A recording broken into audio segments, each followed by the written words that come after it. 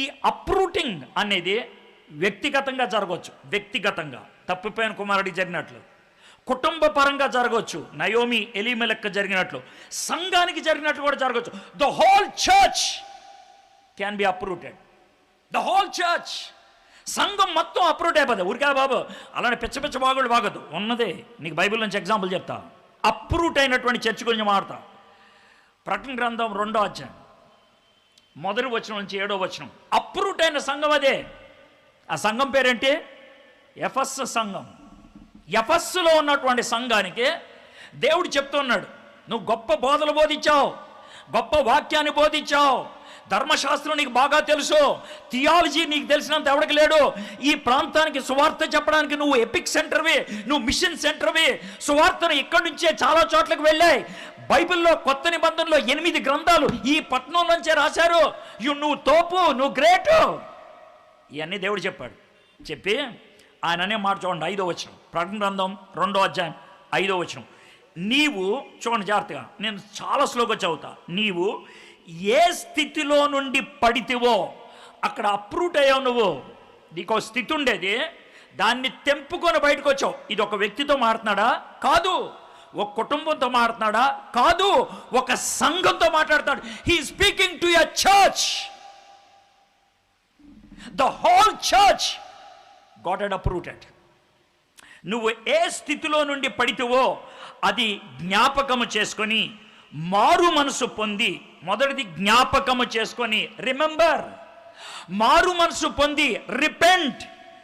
మొదటి క్రియలను చేయము, రిపీట్. 3 ఆర్లు గుర్తుపెట్టుకోండి. Remember, repent, repeat. ఇదివరకు చేసేవే అవి చెయ్యి, ఇదివరకు చేసావే అవి చెయ్యి. రిమెంబర్, ఇదివరకు ఏం చేసావు గుర్తుందా? రిపెంట్, అవి చేయటం మానేసావు. అర్థమైందా? ఎంత క్లారిటీ ఉందో చూడండి. So remember, repent and repeat. అట్లు చేసి నువ్వు మారు మనసు పొందితే సరి. ఇది వార్నింగ్. లేని ఎడల నేను నీ వద్దకు వచ్చి నీ దీపస్తంభమును దాని చోటి నుండి తీసివేత. నువ్వు అప్రూట్ చేసుకొని వచ్చి ఇక్కడ ఉన్నావు, నువ్వు అప్రూట్ చేసుకొని ఇక్కడికి ఉన్నావు. బెత్లెహేంలో పీకేసుకొని మోయాబులోకి వచ్చావు. తండ్రి దగ్గర కాదని పద్దుల దగ్గరకు వచ్చావు. ఇప్పుడు నేను చెప్తుంది ఏంటి తెలుసా? నీ రూట్ అక్కడ వెనక్కి వెళ్ళిపో, నీ బతుకు అక్కడ వెనక్కి వెళ్ళిపో. నువ్వు వెళ్ళలేదు అనుకో, ఎక్కడి నుంచి నేను పీకితే వెళ్ళేది నరకానికి. నీ క్లారిటీ వచ్చింది. అప్పుడు నువ్వు ఇక్కడ ఉండేవాడివి, అక్కడి నుంచి తెంపుకొని ఇక్కడికి వచ్చావు. నేను చెప్పేది ఏంటంటే ఇక్కడి నుంచి తీసుకొని మళ్ళీ వెనక్కి వెళ్ళిపో. నువ్వు వెనక్కి వెళ్ళలేదనుకో, నేను వెళ్ళమన్న చోటుకి వెళ్ళలేదనుకో, నేను పీకుతా, నేను పీకేస్తా. పీకి నిన్ను ఎక్కడ పడేస్తాను తెలుసా? నరకంలో పడేస్తా. పుట్టు పూర్వోత్తరాలు ఉండవేక, పుట్టగతులు ఉండవు. ఎఫెసు సంఘము ఇక్కడ ఉంది అంటానికి సరిగ్గా రుజువులు లేవు. ఈరోజు స్మిర్నా అనే పట్టణం దగ్గర, ఇజ్మిర్ అనేటువంటి పట్టణం దగ్గర ఒక 3 కిలోమీటర్ల దూరం తీసుకెళ్ళి చిన్నగా రాళ్ళు కొని చూపించి, ఇదేనండి ఎఫెసు పట్టణం, ఒకప్పుడు మహాపట్నం ఇది, కానీ ఇప్పుడు శిథిలం, రాళ్ళు. దేవుడు చెప్పాడు, నా మాట వింటే సరే సరే, లేకపోతే పీకేస్తా. అదే హెచ్చరిక దేవుడు ఈరోజు మీకు ఇస్తున్నాడు. రిమెంబర్, రిపెంట్ అండ్ రిపీట్ అనేది. ఇక్కడ నయోమి ఏమి జ్ఞాపకం చేసుకుంది? What she remembered. నా గతం అది, దట్స్ వాట్ షీ రిమెంబర్డ్. నా బతుకు అది, దట్స్ వాట్ షీ రిమెంబర్డ్. మేము ఒకప్పుడు బాగా జీవించేవాళ్ళం, కరువు వచ్చింది, వచ్చేసాం, కానీ ఇప్పుడు కరువు లేదంట. అంటే నా గతం ఎలా ఉండేదో అలా ఉందన్నమాట. ఇప్పుడు నా గతంలో ఎంత చక్కటి జీవితం జీవించానో అలా ఉన్నదన్నమాట. ఇప్పుడు షీ రిమెంబర్డ్, జ్ఞాపకం తెచ్చుకొని వెళ్ళటానికి ఇష్టపడింది. తప్పిపోయిన కుమారుడు కూడా అదే చేశాడు కదా. వచనం చూపిస్తాను చూడండి, 15వ అధ్యాయం లూకా 17వ వచనం. అయితే బుద్ధి వచ్చినప్పుడు వాడి మైండ్ ఎన్లైటన్ అయింది, వాడి బుర్ర బ్యాలెన్స్లోకి వచ్చింది, వాడి బుర్ర కరెక్ట్గా ఆలోచించడం మొదలుపెట్టింది.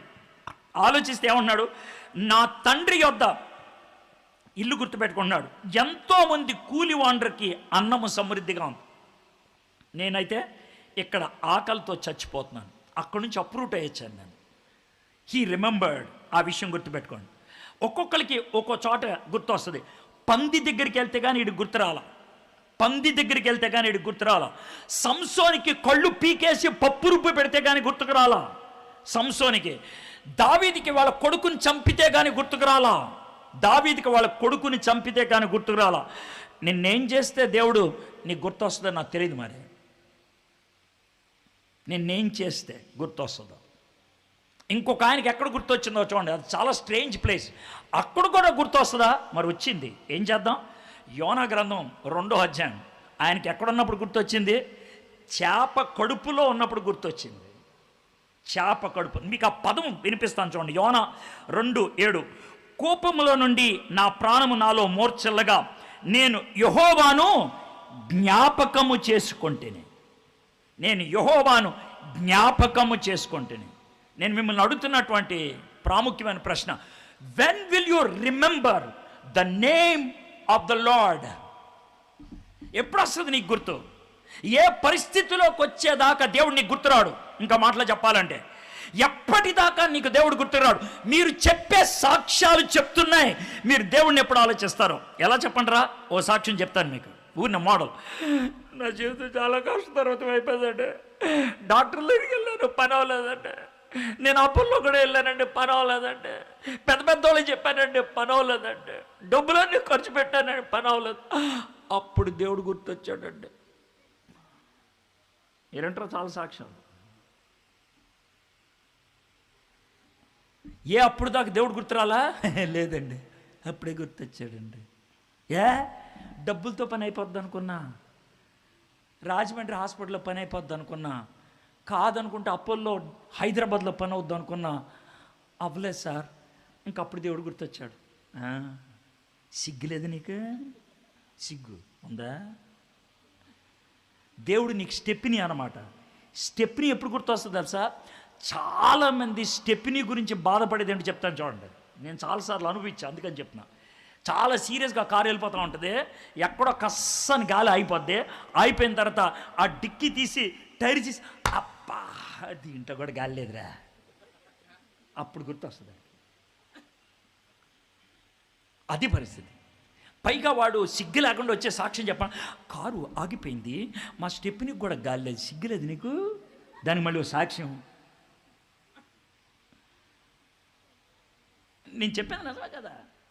ఈ మన బతుకులు. దేవుడికి స్టెప్ని ప్లేస్ కూడా ఏమో మనం కొన్నిసార్లు. We don't even give the place of a stepney.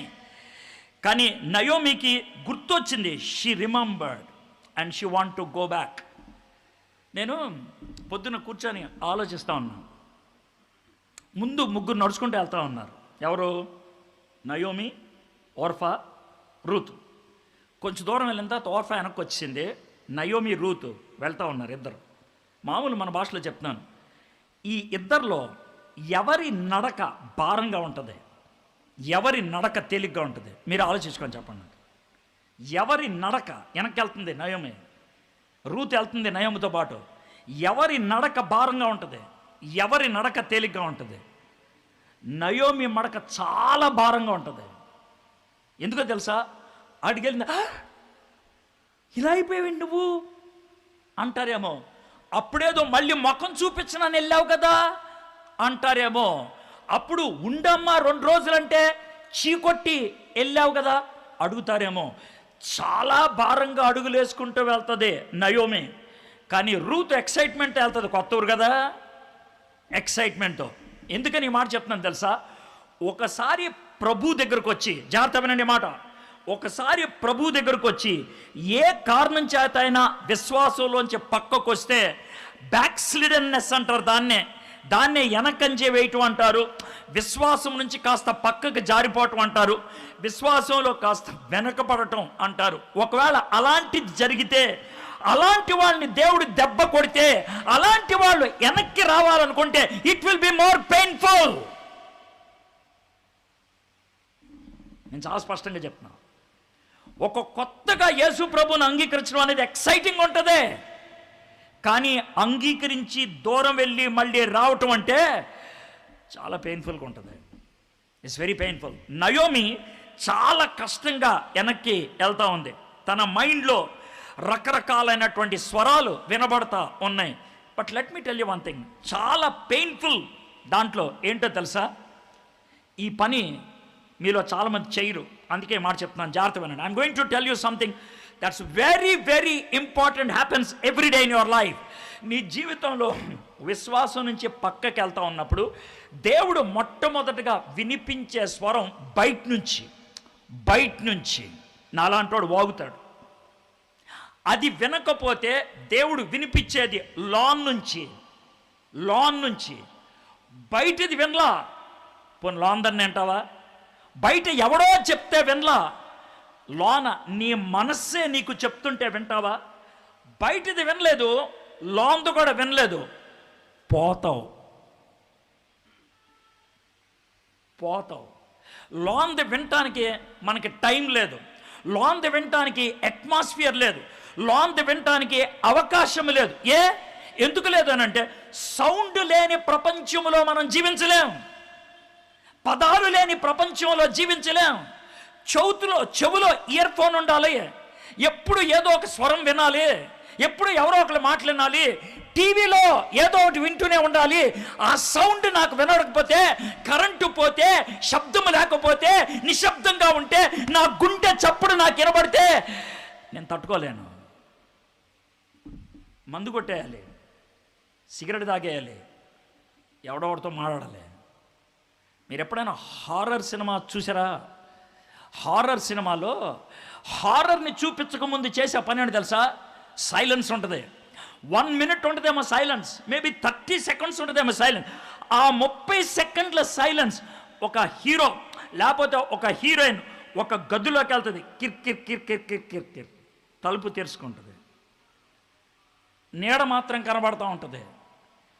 ఆ టైంలో బ్యాక్గ్రౌండ్ మ్యూజిక్ ఏముండదు, అబ్సల్యూట్ సైలెన్స్ ఉంటుంది. మహా అయితే 30 seconds ఉంటుంది. మనకి తెలుసు అక్కడ సౌండ్ వస్తుందని, మనకి తెలుసు అక్కడ అరుపు వినబడుతుందని, మనకి తెలుసు ఏదో ఒకటి వస్తుందని. ఈ రెండిట్లో ఏదో ఒకటి జరుగుద్ది, ఆ సౌండ్ వినబడ అని అనుకుంటావు. ఇది నెంబర్ 1. రెండోది ఇది జాగ్రత్తమేనండి. వీడు అట్లీస్ట్ మంచోడు, ఎందుకు తెలుసా? సౌండ్ విని అని అన్నాడు. రెండోది చాలా దరిద్రుడు, చేసే పని తెలుసా? ఆ నిశ్శబ్దాన్ని తట్టుకోలేక ఈడే అరుస్తాడు. జరిగిందా ఎప్పుడైనా? జరిగిందా అది? ఇప్పుడు చెప్పమంటారా అది మీ జీవితంలో ఎలా జరుగుద్దో? వాక్యం మీకు వినబడతా ఉంటుంది. ఈ వాక్యములో ఎక్కడో నీకు టచ్ అయింది, ఎక్కడో నీకు కనెక్ట్ అయిపోయింది. కనెక్ట్ అవ్వగానే అదొక పదం అవ్వచ్చు, లేకపోతే కాన్సెప్ట్ అవ్వచ్చు, లేకపోతే ఒక విషయం అవ్వచ్చు, నీకు కనెక్ట్ అయిపోయింది. దాంతో నీకు అర్థమైపోయింది ఇది నా కోసమే అనేసి. నా కోసమే అని అర్థమైనప్పుడు లాన్ నుంచి మనసు మాట్లాడుతూ ఉంటే ఆ మనసు మాట వినో, గబగబా మొబైల్ చేస్తావు. అప్పుడే పక్కన ఏం చేస్తున్నావు అంత అవసరం లేదు మాట్లాడతావు. లేకపోతే పక్కన వాళ్ళు బైబిల్ తీస్తూ ఉంటే వాళ్ళు ఏం చదువుతున్నారు చూస్తావు. ఇది నువ్వు చేసే పని. ఎందుకు తెలుసా? You are getting distracted from your own soul. రెస్టరేషన్లో ఇది పార్ట్. ఇంత డీప్గా మీరు బహుశా ఎప్పుడు వినుండకపోవచ్చు. This is what happens when you are coming back. కానీ చాలాసార్లు ఆ మూమెంట్లో తట్టుకోలేక బయటకు వచ్చేస్తాం. ఎందుకు తెలుసా? ఆ నిశ్శబ్ద సమయంలో గుండె లోతుల్లోంచి మాటలు వినబడతా ఉన్నప్పుడు when you don't want to listen to it, అది మీకు ఇష్టం ఉండదు. యూ డోంట్ లైక్ ఇట్, మీకు ఇష్టం ఉండదు. దాన్ని డిస్ట్రాక్ట్ అయిపోతుంది. ఫర్ ఎగ్జాంపుల్ ఈ బాబు ఇప్పుడు లైట్ తెచ్చాడు. This can become a very powerful distracting tool. ఒక వ్యక్తి ప్రభు దగ్గర నుంచి దూరం అయిపోవడానికి this can be a very powerful tool. ఒక వ్యక్తి నరకానికి వెళ్ళటానికి this can be a powerful tool. అది తప్పని నేను అంటలా, నో. మీకు ఒక ఎగ్జాంపుల్ ఇస్తున్నా. లైవ్ చాలా మంది కళ్ళు వెళ్తాయి ఆ లైట్ మీదకే, చాలా మంది కళ్ళు వెళ్తాయి. సాటన్ యూజెస్, ఈడి సాటన్ అని నేను అంటలా, మీకు క్లారిటీ ఇస్తున్నాను నేను. ఈడి సాటన్ అని నేను అంటలా, సాటన్ యూజెస్ దిస్ లైట్ అని అంటున్నాను. అందుకనే వాక్యం వినటానికి వచ్చినప్పుడు వీలైనంత మటుకు డిస్ట్రాక్షన్స్ పోగొడటానికి చూసుకోవాలి మనం. క్రికెట్ ప్లేయరు దోమ ఎగిరితే వెనక్కి వచ్చేస్తాడు. మస్కిటో ఎగిరితే పక్క వచ్చేస్తాడు. బాల్ ఇంత ఉంటుంది, బాల్ ఎంత ఉంటుంది, దోమ ఎంత ఉంటుంది. 1,00,000 దోమలైతే కానీ ఒక బాల్ అంత అవ్వదు, 1,00,000 దోమలైతే. కానీ ఒక్క దోమ ఇలా ఎగిరితే పక్కొచ్చేస్తాడు. ఎంపైర్ ఎందుకు వచ్చాడు, దోమ ఎగిరింది అంటాడు. That's it. కాన్సన్ట్రేషన్. క్రికెట్ ఆడేటప్పుడు అంతుంటే దేవుని మాటలు వినేటప్పుడు ఇంక ఏ స్థాయిలో ఉండాలో ఆలోచించండి. అప్పుడే మెమరీ పనిచేస్తుంది. Then only memory works. సరే, ఇప్పుడు 7వ వచనంకి వద్దాం. Remember is the first step. అప్పుడు ఆమె ఉన్న స్థలము నుండి ఆమెతో కూడా ఆమె 2 కోడండ్రును బయలుదేరి యూదా దేశమునకు తిరిగి పోవాలని మార్గమున వెళ్ళుచుండగా. ఇప్పుడు నేను మళ్ళీ ఎఫెసీయులకి ఆయన రాసినటువంటి మాట ఉంది. ప్రకటన గ్రంథం 2:7 వచ్చిన చదువుతాను. నీవు ఏ స్థితిలో నుంచి పడిపోతావో అది జ్ఞాపకము చేసుకొని మారు మనసు పొంది ఆ మొదటి క్రియలను పొందము. జ్ఞాపకం అయిపోయింది, రిమెంబర్ అయిపోయింది. Then what next? రిపెంట్. నా జాగ్రత్త చెప్తున్నాను, వినండి. What is repentance? మారు మనసు అంటే ఏంటి? We use that so many times. నేను మారు మనసు పొందానండి, బాప్తిసం తీసుకున్నానండి. ఎప్పుడైతే ఈ 2 పదాలు పక్క పక్కన పెట్టి చెప్పాడో 99% ఆడు పొందింది మారు మనసు కాదు. మీకు చాలా కొన్ని హింట్స్ ఇస్తున్నా. ఎవరన్నా వచ్చి, సార్ నేను మారు మనసు పొందాను సార్, బాప్తిసం కూడా తీసుకున్నాను అని చెప్పాడనంటే వాడికి మారు మనసు అంటే ఏంటో అర్థం కాలేదు, క్లారిటీ వచ్చేసింది. ఆ తర్వాత చెప్పనేయండి. వాడు మారు మనసు అంటే ఒక మతం అనుకుంటున్నాడు, మారు మనసు అంటే ఒక మతం మారటం అనుకుంటున్నాడు, మారు మనసు అంటే బయట ఏదో జరుగుద్ది అని అనుకుంటున్నాడు, మారు మనసు బయట కనబడేది అని అనుకుంటున్నాడు. మారు మనసు మనసులో జరిగేది అని వాడికి అర్థం కావట్లా.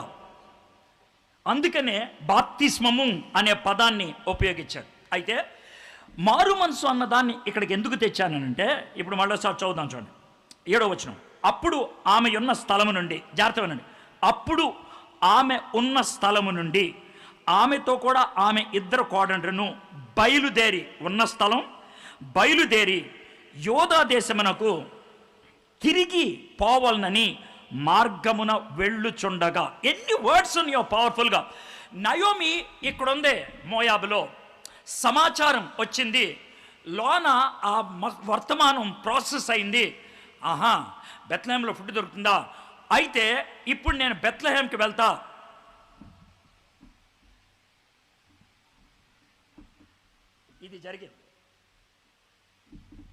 ఇది జరిగింది. కరెక్ట్గా చెప్పాలంటే ఇటు తిరిగి ఉంది, వార్త వచ్చింది వెనక నుంచి, బెత్లెహేంలో ఫుడ్ దొరుకుతుందంట. అవునా, వెళ్తా. ఇది మారు మనసు. Write about turn. మారు మనసు అంటే ఇప్పుడున్న దాంట్లో ముందుకెళ్ళటం కాదు. దానికి మీకు ఇచ్చే ఉదాహరణ, అన్న బైబిల్ చదవటం మొదలుపెట్టానన్నా, ప్రార్థన చదవటం మొదలుపెట్టాను అంటే ఏంటి తెలుసా? ఇక్కడే ఉన్న రూట్ ఇదే. బైబిల్ చదవటం కొంచెం అడుగులేసా, ప్రార్థన చేస్తూ కొన్ని అడుగులేసా, చర్చ్ క్వైర్లో చేరి కొన్ని అడుగులేసా, నేను ఇంకా సంఘంలో కార్యక్రమాలు చేస్తూ కూడా అడుగులేసా, ఇలా సంఘ పెద్దల్లాగా ఉండటం కూడా మొదలుపెట్టి ఇంకా ముందుకు వెళ్ళిపోయా. You did not change your direction. నువ్వు డైరెక్షన్ మారలా. డైరెక్షన్ మారకుండా డివోషన్ తెచ్చుకోవడానికి ప్రయత్నం చేస్తే పర్వాలేదు, అది రిపెంటెన్స్ కాదు. నేను చెప్పే మాటలు చాలా కఠినంగా ఉండొచ్చు. నేను చెప్పే మాటలు ఒకవేళ నువ్వు గ్రహించి మారు మనసు పొందితే దేవుణ్ణి అభినందిస్తావు. గ్రహించకుండా సస్తే నరకంకి వెళ్ళిన తర్వాత నా మొహమే నీకు కనబడుతుంది. ఆడు చెప్పాడు ఆ రోజు, నేను ఇన్లా ఆ స్థితి తెచ్చుకోవద్దు. బతిమలాడుతున్నాను నేను, తెచ్చుకోవద్దు మారు మనసు అని. అంటే ఎలా ఉంటుందో చూద్దాం. దేవుడు మనలో మారు మనసు కలిగించడానికి చేసేటువంటి పని ఏంటి అని అంటే, ఇక్కడ ఉన్నాను కదా, మారు మనసు కలగాలంటే ముందు రియలైజేషన్ రావాలి. అంటే గ్రహింపు. నేనున్నటువంటి స్థితి కరెక్ట్ కాదు, నేను వెళ్తున్న రూట్ కరెక్ట్ కాదు, నేనున్న పరిస్థితి కరెక్ట్ కాదు. రియలైజేషన్. ఆ రియలైజేషన్ చాలామందికి రాదు. మీకు విషయం తెలుసా? ఒక వ్యక్తిని మనం జీవితం బాగు చేయాలనుకుంటే అతి కఠినమైన పని ఏంటి అని ఒకవేళ నన్ను అడిగితే, నేను ఒక సువార్థికుడిగా అతి కఠినమైన పని ఏంటి అని అడిగితే యేసు ప్రభు దేవుడు అని ఒప్పించడం కాదు. అది చాలా ఈజీ, చాలా ఈజీ. అతి కష్టతరమైనది అని తెలుసా? నేనున్న జీవితం కరెక్ట్ కాదు అని ఒప్పించడం చాలా కష్టం. It's very difficult. నేను ఎందుకు తప్పు, నేను ఎలా తప్పు చేశాను చెప్పండి నాకు. నువ్వు అలాంటి ధోరణిలో ఉంటే నేనేం చేయగలను? చేయలేను. అందుకే దేవుడు ఏం చేస్తాడంటే రియలైజేషన్కి దేవుడు ఉపయోగించే ఒకే ఒక పరికరం, జాగ్రత్త వినండి, ఇది కొంచెం బాధగా అనిపిస్తుంది. ఒకే ఒక పరికరం, పెయిన్, నొప్పి. దేవుడు నొప్పి కలిగిస్తాడు. చేతిక, గుండెక, తలకాయక, హృదయానిక, సంబంధానిక, స్నేహానిక, మిత్రత్వానిక, దేనికైనా సరే గాడ్ క్రియేట్స్ పెయిన్. అది గాడ్ క్రియేట్ చేసిందే. సంసోనికి పెయిన్ క్రియేట్ చేశాడు, దావీదికి పెయిన్ క్రియేట్ చేశాడు, యోనాకి పెయిన్ క్రియేట్ చేశాడు, నయోమికి పెయిన్ క్రియేట్ చేశాడు దేవుడు. నయోమికి ముగ్గురు సస్తే గాని కళ్ళు తెరుచుకోవాలా, దావీదికి కొడుకు సస్తే గాని అర్థం కాలా, యోనాకి చేప కడుపులోకి వెళ్తే గాని అర్థం కాలా. నీకేం చేస్తే అర్థమవుతుంది?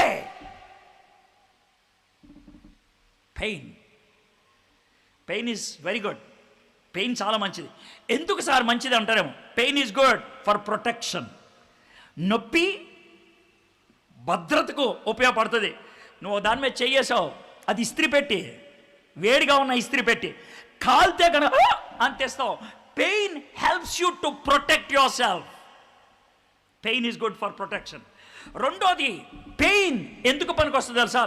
రైట్, 5 లక్షలు చెప్పు, 5 రోళ్ళు 10, 5 3 15, 5 4 20. బెదిరింపు 5 4 20 అన్నది, కొడితే 5 5 25 అంటది. వీడికి ఆ నొప్పి తెలియపోతే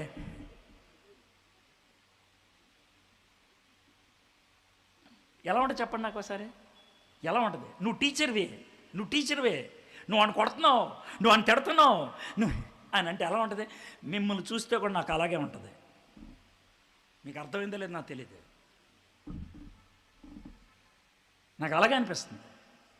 ఎందుకు తెలుసా? సంవత్సరాల కొద్దీ వస్తున్నాను, సంవత్సరాల కొద్దీ గొంతుకు చించుకొని అరుస్తున్నాను. ప్రతి సంవత్సరం వచ్చే అని నీసేళ్ళిపోతున్నారు మీరు.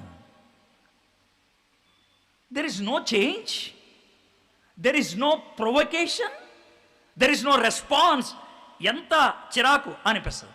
నా ఇప్పుడు ఆలోచిద్దాం. What is repentance? మారు మనసు అంటే ఏంటి అని ఆలోచిస్తే I want to say like this. Repentance has emotion, but it is not emotion alone. స్టేట్మెంట్లు కొన్ని చెప్తా. పశ్చాత్తాపడినప్పుడు, మారు మనసు అనుభవం గుండా వెళ్ళినప్పుడు భావోద్రేకాలు ఉంటాయా? ఉంటాయి.